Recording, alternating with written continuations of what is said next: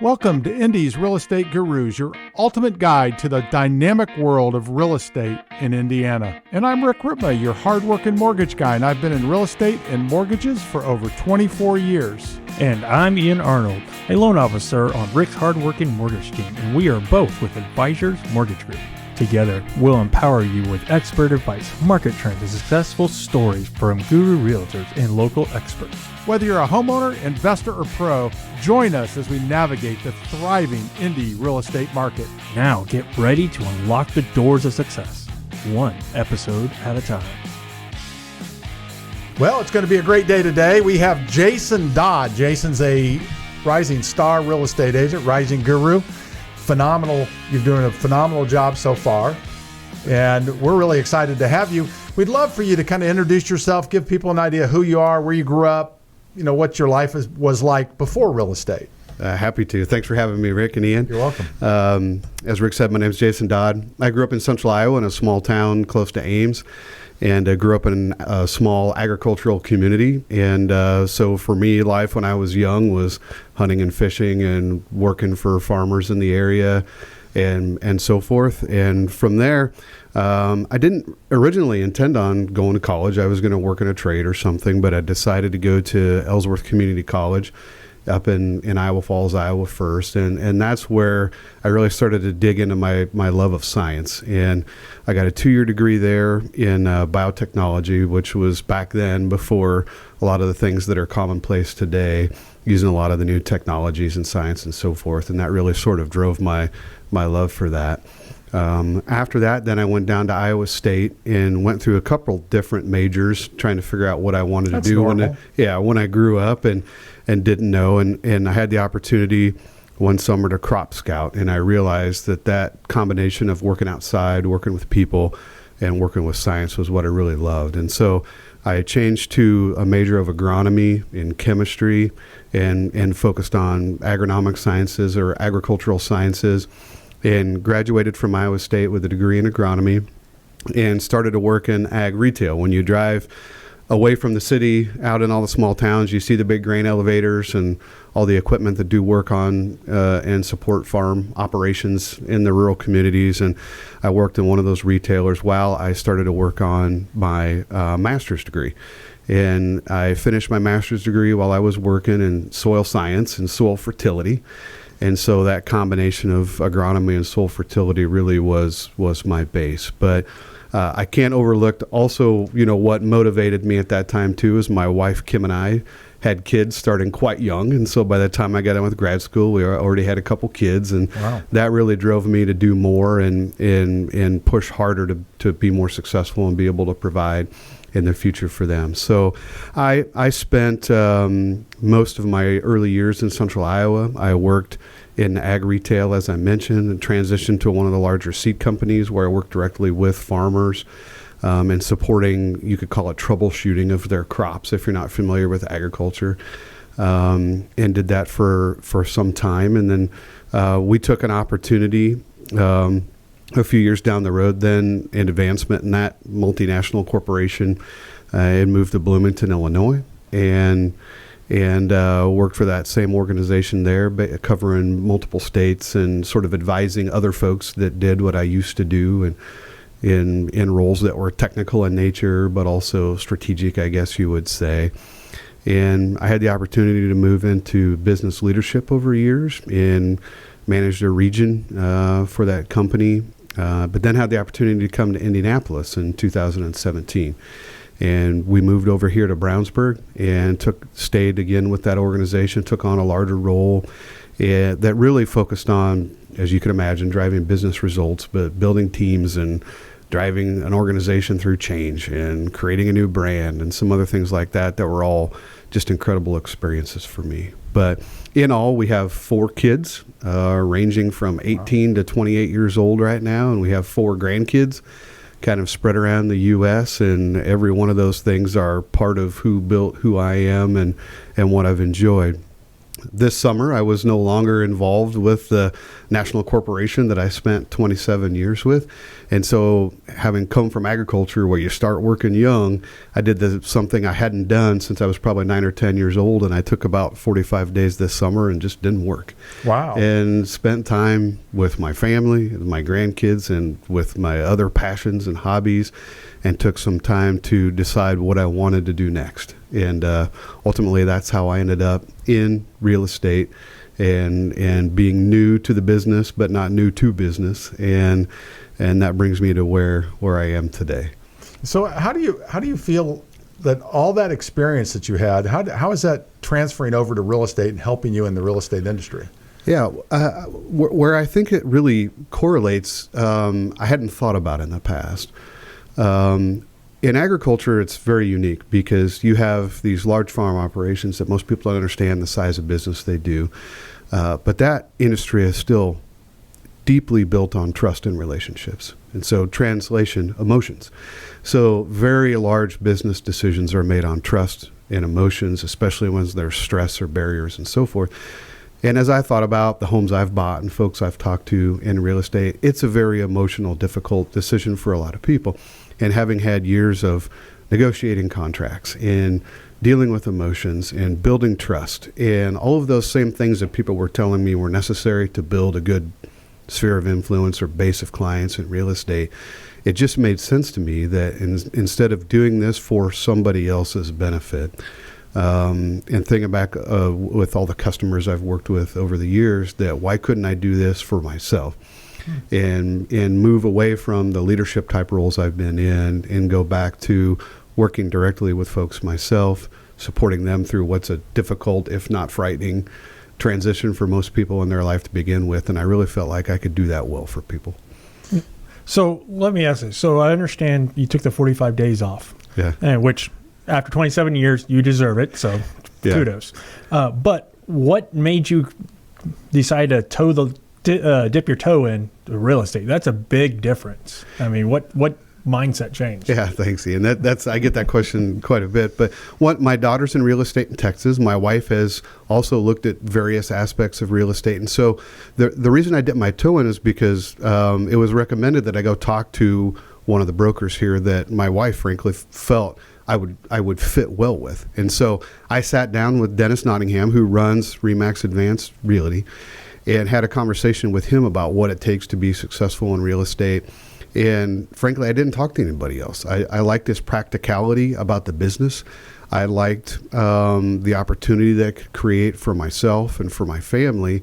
And so most people that know me, that once I make up my mind I'm going to do something, there's absolutely nothing that's going to get in the way of that. And so through the summer, I decided, as I was transitioning, I went ahead and did the real estate training and certifications and so forth, and started building towards that.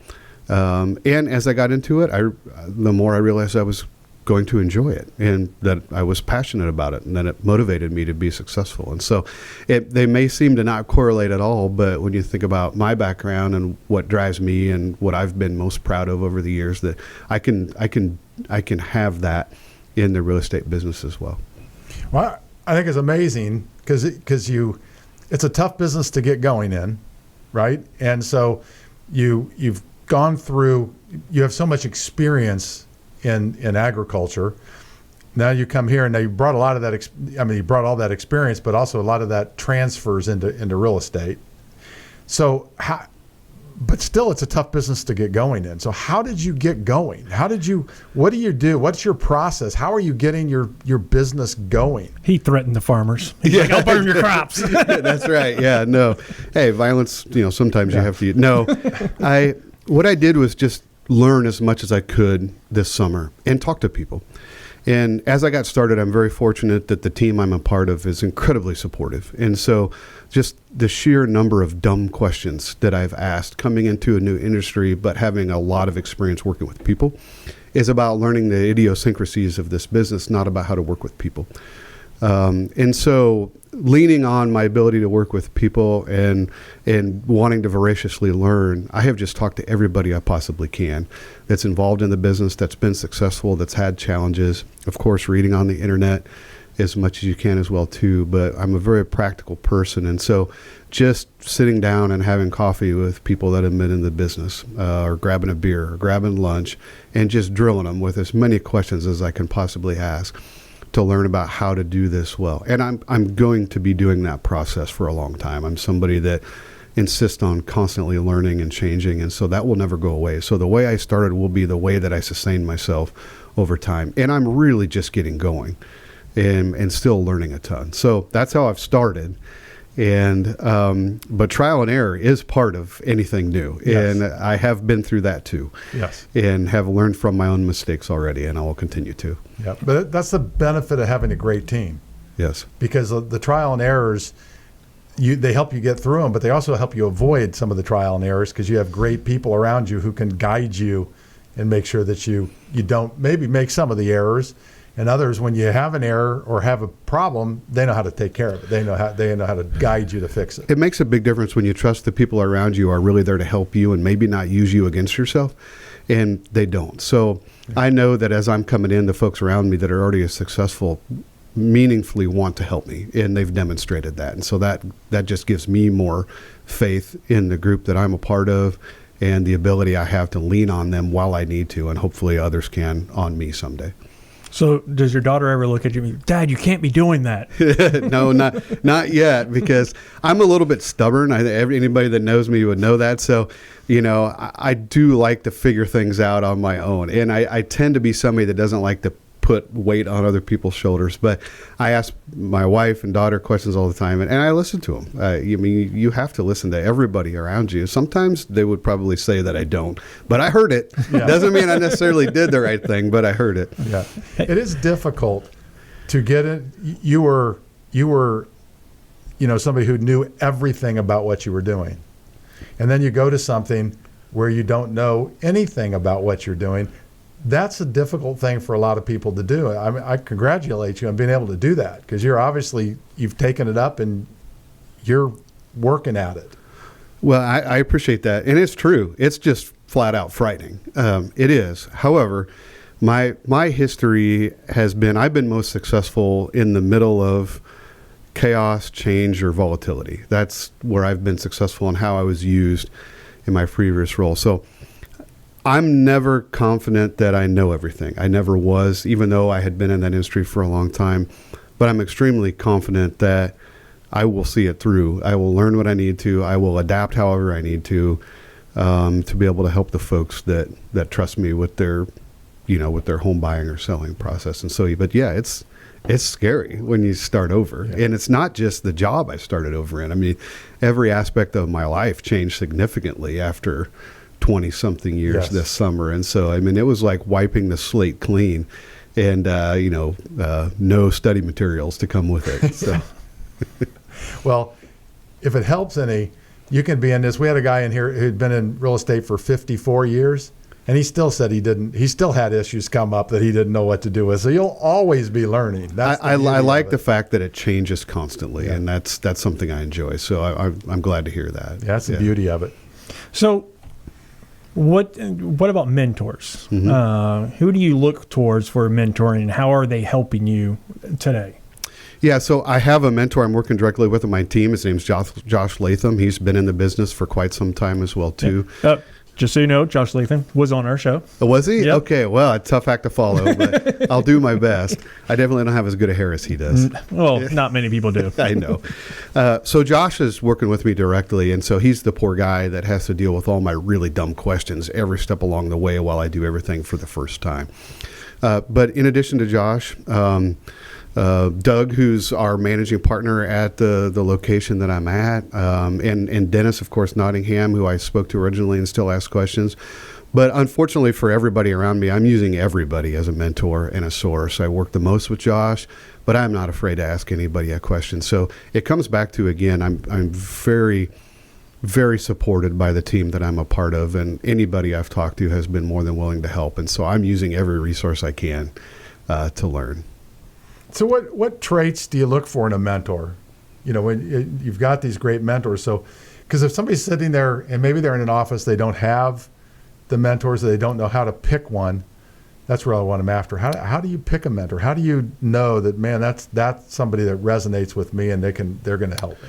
Yeah, a mentor doesn't have to be somebody that's assigned to you. It can be somebody that you seek out.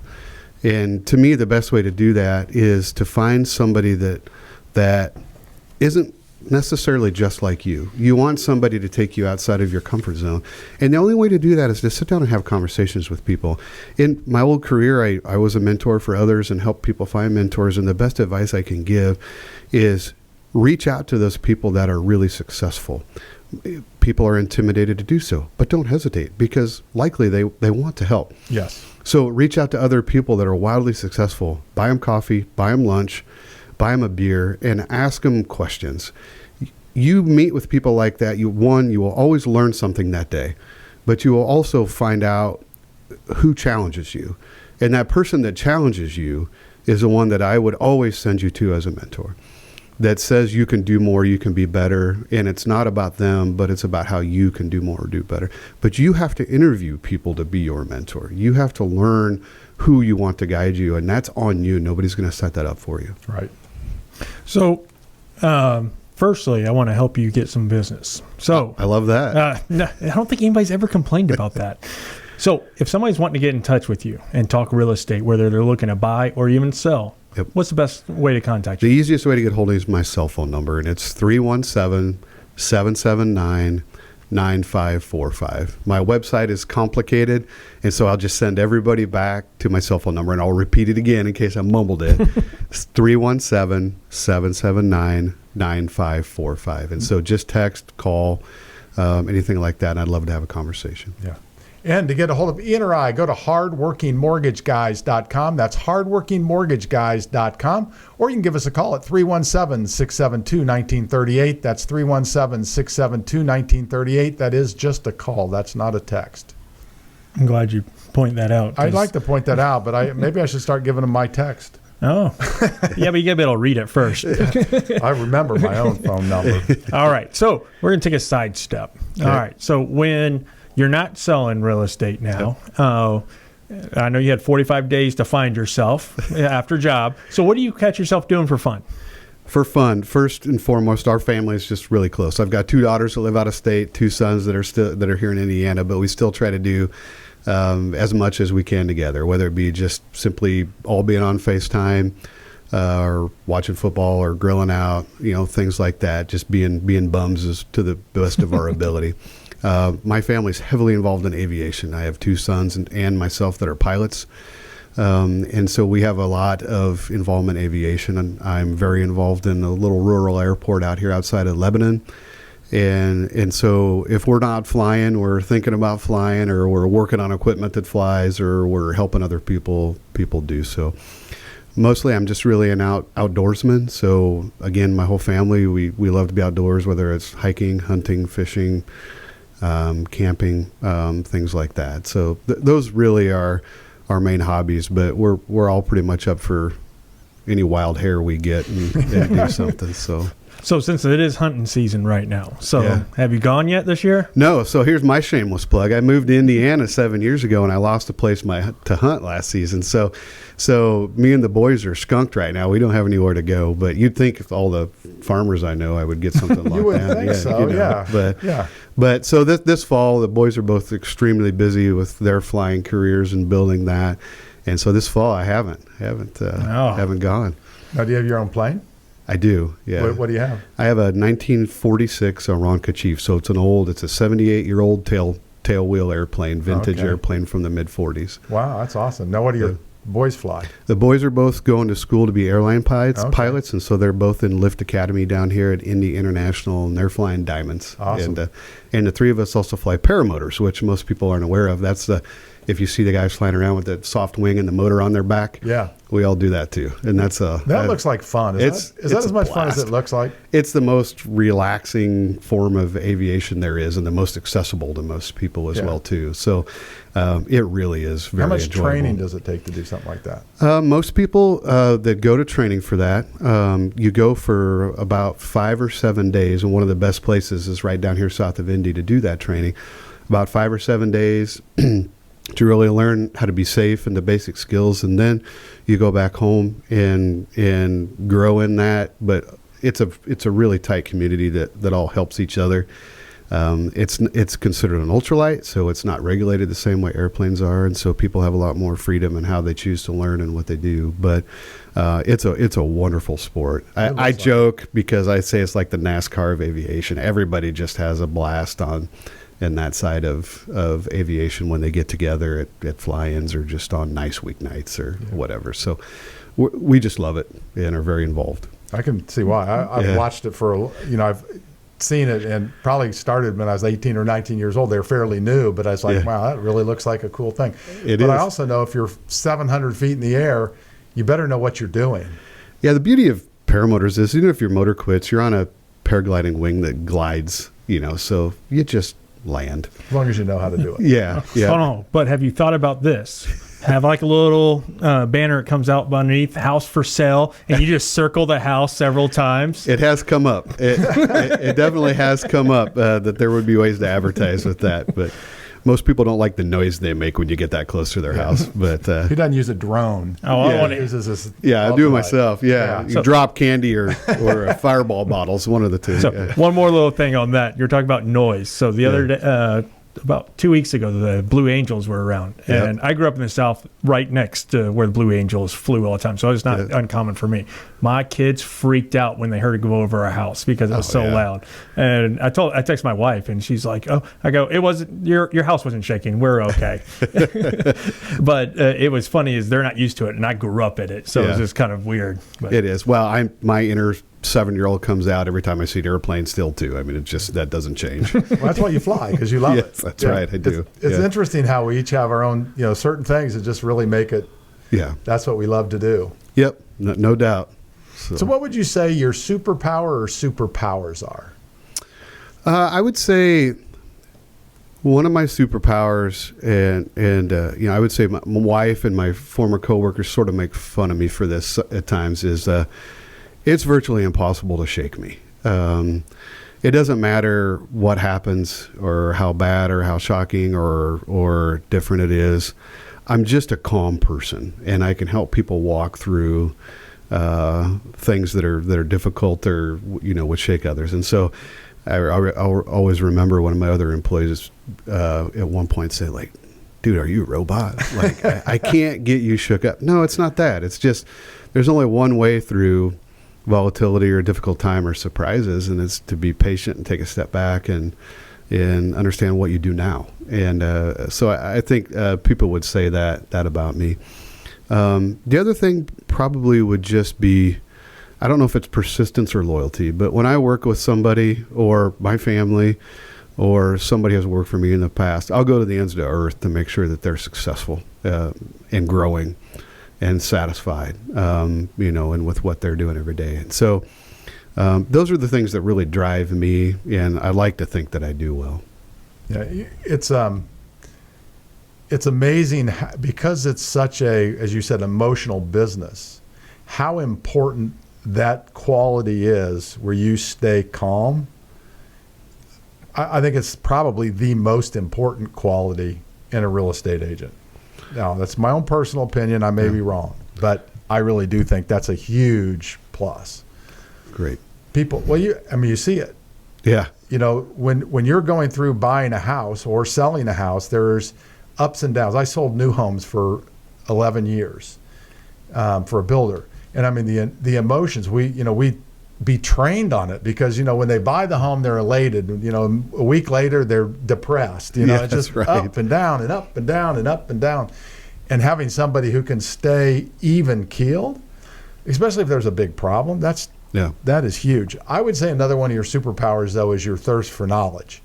Not everybody has that, and that separates a lot of people who become legends in the industries that they're in. Is they're always learning. Well, and to learn, you have to ask. One of the questions you asked me before was, what's some of the things that people have told me they're successful, and one of those was simply that there's always one or two more layers of information if you can get past your agenda. And that really stuck with me, that there's always more to learn from whoever you're interacting with, whether it be a client, family member, you name it. But if your agenda is the only thing that's on your mind, you're never going to find those things out. Yes. And that makes a huge difference when you're working with customers or when you yourself are a customer trying to solve an issue as well, too. And so that really stuck with me. That was one of the things that really stuck with me in the past. So talking about learning. So when you decided to switch over, is there a certain book you picked up that helped you out or anything? I didn't. I jumped right onto the internet, right into the chat groups to see what people were complaining about or were having problems with or were struggling with. Because frankly, there's a lot of change and volatility in the real estate business right now. And you can either see that as an opportunity or be crippling. And I see it as an opportunity. So right away, I went right to what are people struggling with and how can I overcome that?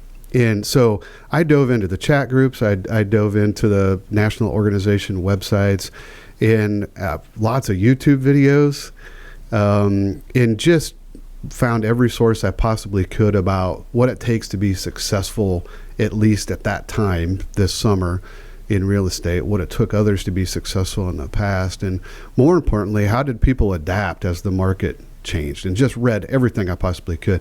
I'm not much of a hardcover book reader anymore, so I just go crazy through the internet to find everything I can. So what was one of the biggest issues that you saw?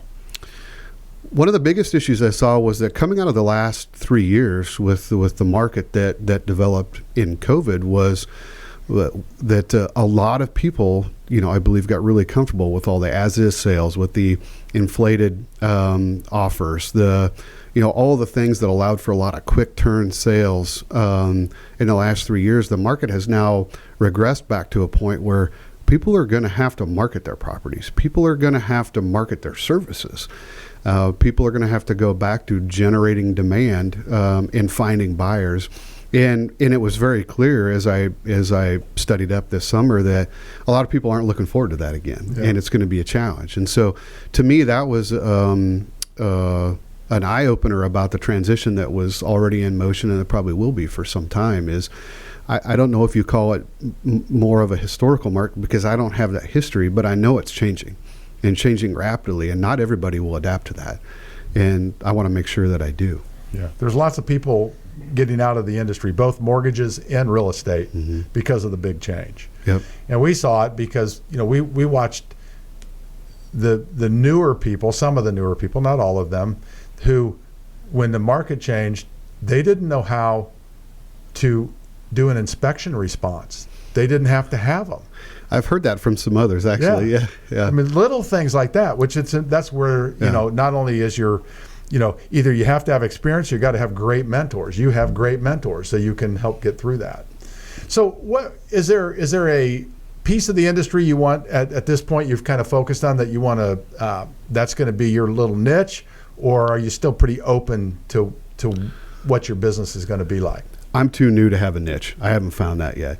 I am attempting to work in various different parts of the market to understand where I may fit the best, but I don't have that answer yet.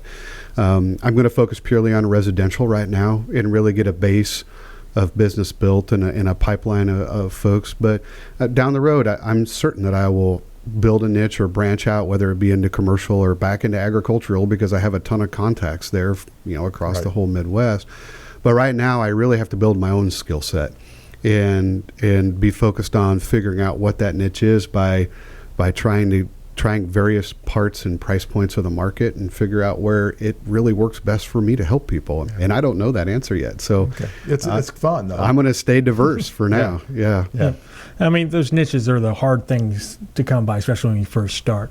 All right. But if I had to have you lay back and set and think about 10 years, 15 years from now, what your ultimate dream goal in real estate is, what would you say your ultimate goal is?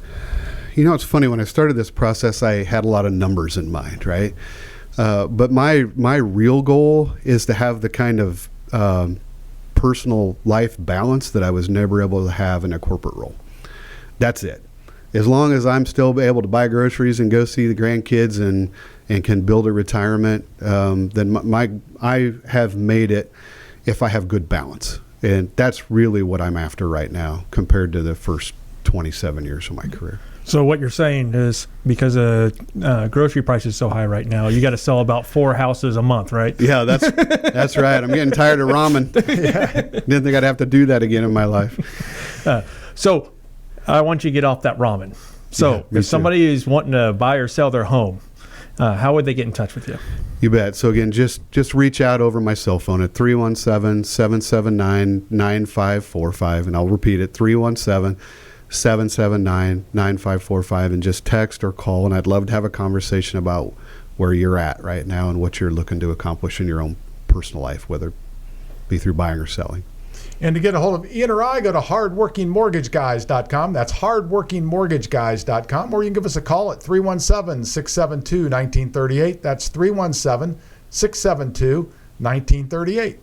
All right. So now we'll get into the question of the week. And I'm actually kind of curious on this one. Okay. All right. So what was your first car? My first car was a 1979 Thunderbird. So, I'm hitting the 5.0 this year in a month. So that would have been, in the mid 80s. And so it was one of those gigantic cars with 6-foot long doors that you couldn't even hardly get shut. But that was my first car. That's a good car. Yeah. Do you miss it? I don't miss the gas mileage, but the space was great. Yeah, it was a lot of fun. Cars were just a lot more fun back then too. I mean, everything still had bigger motors in it and so forth. But I loved that car. But it was big. I so thought he was going to say some truck. I did not see a Firebird. I have coming. had my Thunderbird. I have had my numerous variations of trucks as well too. That's all I've owned for a very long time since then. So working out in the country, you got to fit in. You got to drive a truck. Yeah, Central Iowa is all gravel roads, so I mean, if you drive a car, you just tear it to shreds, and so and if you hunt and fish and do those things right, you got to be a good redneck. You got to have a truck to be able to haul your gear. So around. Did you grow up on a farm? I didn't. I grew up in a town of about 500 people, so even though I was in town, still farming and agriculture were the only opportunities really around. Yeah, that would be like I've had friends, and that's really. When you're in a small town, and they did the corn to tassel, which a lot of people around here did, but that was one of the big things. And they always talk about it with a fond memory, even though it may have been a lot of work. It was fond memories, and it gave them a sense of work ethic. It did. And you ever watch the show Dirty Jobs? That doesn't do it justice. I cleaned a lot of barns out, worked with hogs and cattle and crops and stuff like that too. But I mean, it does teach you young that not everything you're going to do is pleasant. And it also teaches you that if you don't do something to improve yourself every day, you get to do this forever. Yeah, that's right. Yeah, my dad had horse, and so I'd have to go muck the stall. Yeah. And there's just one horse, right? But where it was at, I had to, and I didn't like that. No, it motivates you to do more with yourself at some point. Does, but I do have fond memories of that, growing up. And you did it with all your friends too, because everybody was in the same boat. So right. I mean, it was almost like a youth group. Yeah. Everybody worked together. Well, I grew up in Indianapolis, so I didn't really. But the small town, I think, at least in my mind, has a real appeal to me.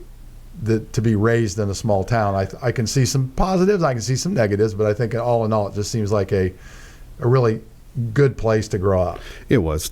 You're right. There's positives and negatives, no doubt. But I certainly am very fond of the years I had, growing up in a small town. So in real estate, as you look at your business, is there anything like you're looking at just right now and you're going, I need to work on this piece right now? Is there a piece like that? Yeah, for me, it's about building the funnel of potential clients for the future. As much as like Ian said, I want to get some sales right now, and I will. What's more important is that I'm expanding the number of relationships I have, and because it's a long game. It's definitely not a short game. This is the other corollary to agriculture for me. Building a network of clients in real estate is something that's going to take me at least a year just to get my legs under me. In agriculture and sales, you get to sell everything one time every 12 months. That's it. There's no quick turn in the business, and so I'm comfortable with that. And so So for me, it's all about expanding my relationships, exposure, getting to know people, getting to know more people in my community, and being there when the folks that I've gotten to know and have learned to trust me are ready to make a change, and building that funnel for the future. That's my number one priority right now. How are you doing that, and how are you staying in front of them? Yeah, so a couple ways. So again, the team that I'm a part of, the brokerage that I'm a part of, does a great job of bringing leads to new agents, and so that's one source. Another source is just simply myself doing marketing through social media, and then thirdly are just the personal connections that I have. And the way that I stay in front of them is I have to stay organized. So I'm working actually with 2 different CRM tools, marketing through social media, using that to help me stay organized on when I've talked to who last, and making sure I stay in contact and keep fresh on the details of each conversation that I have, so I can be thoughtful about what each person is going through as I talk to them. But I'm just going to be incredibly persistent about follow-up and follow-through, and continuing to try new things to meet new people and expand my network. And that's going to be everything about what I do in the first 12 months. I have to ask this question because I have a CRM that I've worked with for quite some time, and it's phenomenal. But there's another CRM, and I've thought about adding this because it actually will work with AI, artificial intelligence. Mm-hmm. How is it working for you for having 2 CRMs? Because to me, it's kind of, I'm kind of leery of doing 2 CRMs. For me, it's working fine. I'm a little bit of a tech nerd, which helps, with that. I'm not afraid to use multiple systems and so forth. But in my situation, the 2 CRMs do different things. Okay. And so the functionality of one isn't transferable over to the other. And so I need to use both. But I don't have a problem with it, really. Once you get comfortable with what the tool can do and where to look each morning to see what's changed, it's really not a burden to have to. It hasn't been for me anyway. And do you have the same people in both CRMs? I don't, not necessarily. And to be more, the leads I talked about that our broker Dennis invests in comes through one system. Oh, okay. And so now the marketing functionality is different in the 2 systems. So sometimes I will take a person from one CRM and put in the other because it's got a suite of tools that I want to utilize. Okay.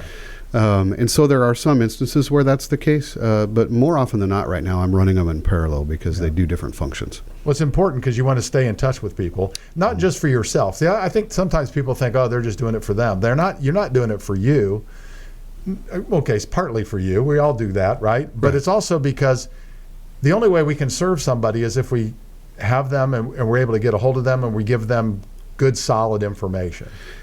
It's changed a lot. My years in sales, from carrying 3-ring binders around and notebooks where you got to flip through and find your last conversation, I can do a better job of serving people quickly and efficiently than I could have 15 years ago. Absolutely. Because of tools like this. And so you're right. Yes, I'm in business to make money, so it is for me, but I'm going to waste less of my clients' times by having tools like this. It saves everybody. Yeah. But the other thing also keep in mind when you're not, like when we say, you're not just in it for yourself, because look, most people, you're only going to buy a house every 5, 7, 10 years, or depends on your situation. But here's what the whole thing is your water heater goes out. Who are you going to call? Well, if a realtor kept up with you like you do, and they were to call you, hey, do you know a good water company? Yep. Guess what?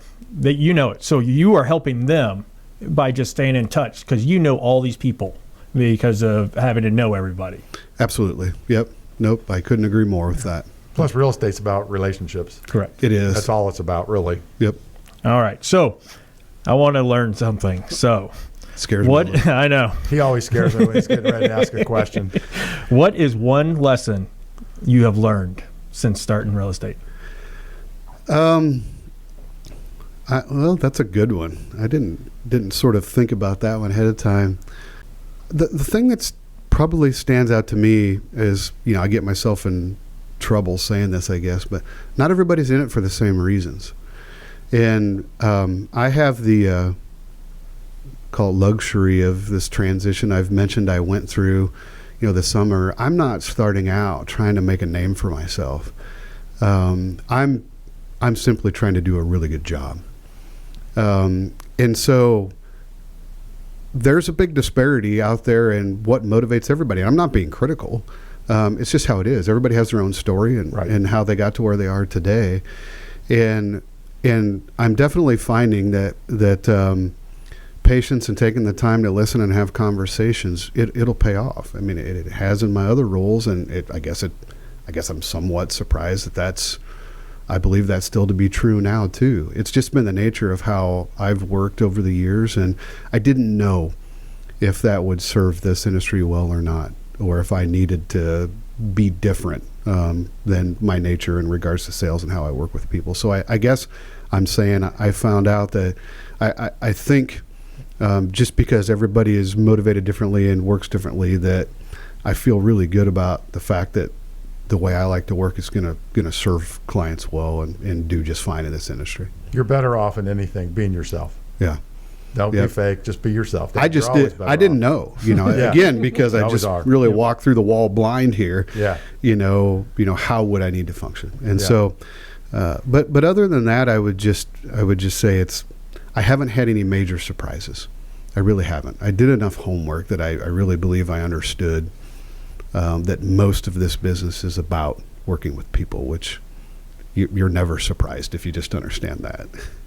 Is there any, for either maybe a new person looking at becoming a real estate agent, or could be a client, where they just, I'll call it a myth of what a real estate agent actually does, that they just don't really understand what you actually do on a day-to-day basis?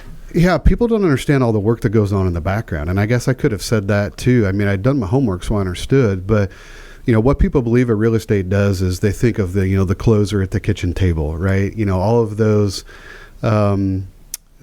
ideas that people have, or that it's just about showing houses, things like that. 90% of the work is done in the office or in your car, either administratively making sure everything's going okay for the numerous deals that you have going, or doing everything you possibly can to expand your network, reaching out to people, talking to people, getting hung up on a whole bunch of times, in a week, and just the amount of persistence that is required in the background, I think, is a surprise for a lot of people. That's what gets you to a success in real estate, not just that moment that people see you in your role, but all those other moments outside of it. Yeah, but they don't show all that other stuff on TV. No, they certainly don't.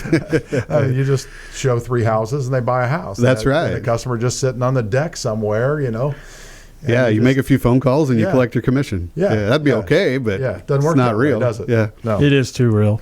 It doesn't. Just for mortgage guys.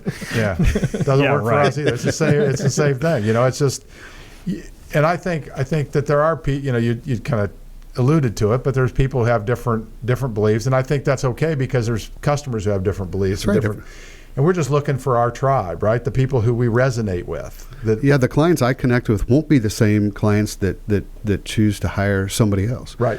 And so you have to understand that. Yeah. Even though you're going to try and be adaptable to other people's needs and personalities and so forth, plain and simple, sometimes people just don't like you. Yeah. And you can't take it personally. That's a hard thing for most people to accept. And as we get older, we accept it more. Yeah, because we just don't care anymore, right? That's what happens. Yeah. Yep. So I do have to ask a question, and anybody watching the show can understand by just looking at you. How'd you get such a great beard? Because it fell out on top. It came back out somewhere else. I don't know. We joke about that, but it's actually very short right now. And like during COVID, I just let it grow. I've always had a goatee or a beard. And so being I say former because I have no hair left, former redhead, I guess I can grow a beard really well. And so I'll take it. My sons are trying. I'll give them crap here, on the show, but they're trying, but they're still pretty weak. They gotta get it in shape for a few more years. Yeah. My middle son's his is starting to get full, but he didn't grow much hair on his face, and he would grow this beard that was just a scraggly old thing. Now he goes out and he's a field biologist, and he takes people birding. Yeah. But so it didn't matter, but it was just like either shave it off or grow it in, one of the two. Not that he had any choice in growing it in, but which is weird because my youngest son and I could probably have a beard in 5 days. Yeah, same. There's Can't one grow thing it on my head. There's a lot of things I can't do well, but I can grow a beard like a champ. Yeah. Yeah, I'd like to take credit for that, but I think God gave me that ability. Yeah. And I shave every day because I can't deal with it. All right, so this is the last time I'm going to ask. All right. But I want it nice and proud and bold. What's the best way somebody can get in contact with you if they have any questions about real estate? You bet. Text me or call me. 317-779-9545. And one more time, 317-779-9545. Just reach out. I'd be happy to talk. Well, I have one more question. Okay. Why should somebody use you for real estate? I think what's different about me, and again, I never would be critical about others. With where I'm at in my career, in my life, I've got some life experience. Sometimes that's bad, right? No, it's always good. Yeah, we'll say it's good because we're older, right? No, it's good. Experience is good. But the thing is, I care that going through this change and move and stress of buying a home goes as well as it possibly can. It doesn't have to be stressful. It doesn't have to be frightening. And I think that's something that I can help people bridge. Yes, I'm new. I'm going to be learning. I'm not afraid to admit that. But one thing I can promise, and you've talked about my desire to learn and so forth, I'm voracious about that. And if you work with me, you can just guarantee that you'll be glad you have me in your corner. I'll do everything I can to make it smooth for you, but also everything I can to make sure you get what you want. And that patience we talked about, and there's a lot of persistence underneath it. And I'll do a great job for you and your family if that's the case, if you use me for this. So yeah, I can see. I can tell your personality is such that I think it flows perfectly for real estate. You're, like you said, you're calm. You're collected. You have a phenomenal mentors. See, it's not all about having tremendous experience as a real estate agent. Oh. You have tremendous experience in your life. You have tremendous people backing you as mentors and people there helping you, and then you love to learn. So you're like, to me, and you have the perfect personality. You have that easygoing personality everybody can get along with. I doubt there's very many. You said people don't like you. I doubt there's very many people who don't like you because you don't push people the wrong way. So I thought that was a good question for you because I really think you're set up for greatness in real estate. I think you're going to do really, really well. And if you want to get a hold of Ian or I, go to hardworkingmortgageguys.com. That's hardworkingmortgageguys.com. Or you can give us a call at 317-672-1938. That's 317-672-1938. And please follow us for more Indy's Real Estate Gurus. A reminder, if you have any friends, family, coworkers looking to buy, sell, or refinance, let us know. We'd be more happy to help you. Jason, thank you for joining us on the show. It's been a pleasure having you on. Thanks for having me. I had a blast. You're welcome. Next time you're on, we're going to have Rick's beard about as long as yours. Okay, It's a competition. He's got a head start. That ain't happening. He's got a head start. Branch NMLS number 33041. Rick Rittman's NMLS number 664589. Ian Arnold's NMLS number is 1995469. Equal housing opportunity. Some restrictions apply.